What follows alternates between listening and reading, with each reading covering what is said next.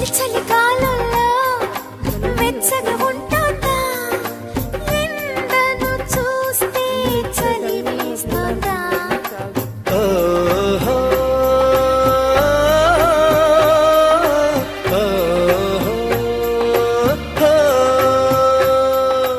ఎదురుగా నువ్వున్నా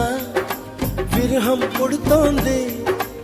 ఏ నిజమైన కలగా ఉంది విసుగేతో కలిగింది దిగులేతో పెరిగింది అసలేతో జరిగింది మతి కాస్త పోయింది